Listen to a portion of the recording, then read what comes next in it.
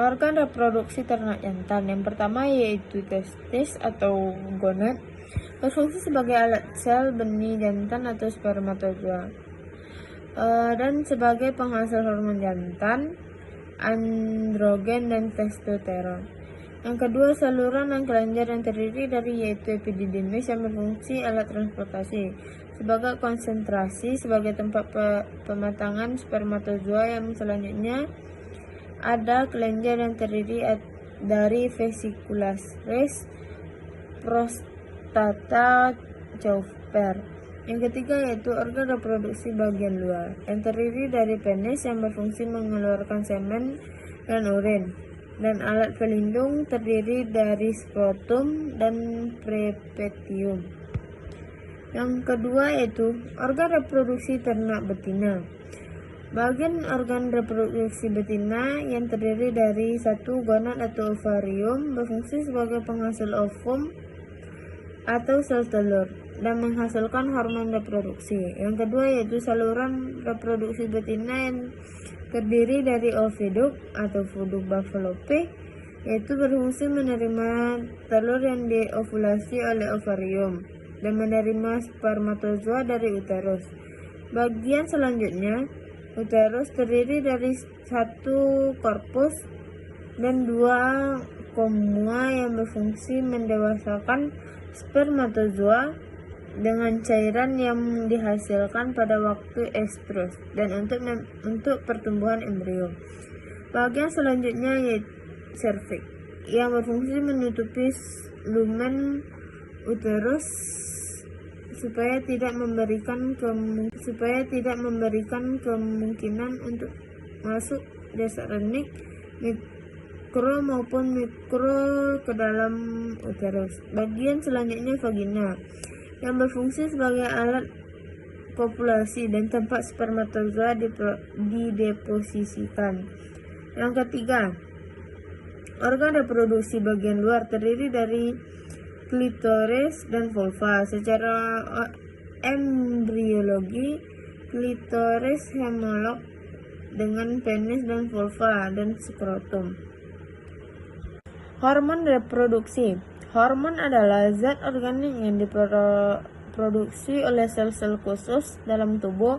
Berdasarkan cara kerja hormon dibagi menjadi dua, yaitu hormon reproduksi primer dan hormon reproduksi sekunder. Sedangkan menurut susunan kimia, hormon dibedakan menjadi tiga, yaitu protein, hormon steroid, dan hormon asam lemak. Mekanisme kerja pada hormon protein terdiri dari molekul besar dan molekul tidak masuk ke dalam sel target, sedangkan hormon steroid terdiri dari molekul kecil dan hormon masuk ke dalam sel target.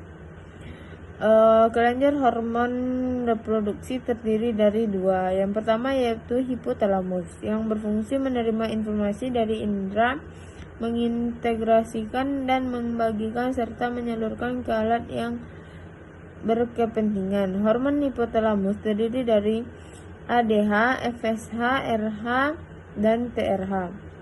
Yang kedua yaitu hipofisa, berfungsi mengatur hampir seluruh mekanisme biologis dalam tubuh, dan mekanisme tersebut dapat menyelamatkan hipofisa dan adenohipofisa. Hormon estrogen berfungsi sebagai mengelola alat kelamin betina, sifat keibuan, kebuntingan, kontraksi uterus, dan relaksasi serviks. Hormon progesteron berfungsi untuk mempertahankan kebuntingan dengan menekan kontraksi uterus dan mempercepat ovulasi bersama LH. Siklus birahi atau estrus. Birahi merupakan salah satu saat di mana hewan betina bersedia menerima hewan jantan untuk kopulasi. Terdiri dari 4 fase, yaitu 1. Proestrus adalah fase persiapan 2-3 hari. Fase persiapan dengan gejala yang terlihat berupa perubahan tingkah laku yaitu berupa gelisah dan diam, perubahan alat reproduksi, peningkatan aliran darah. Yang kedua yaitu estrus, adalah fase di mana hewan betina mau menerima pejantan untuk kopulasi.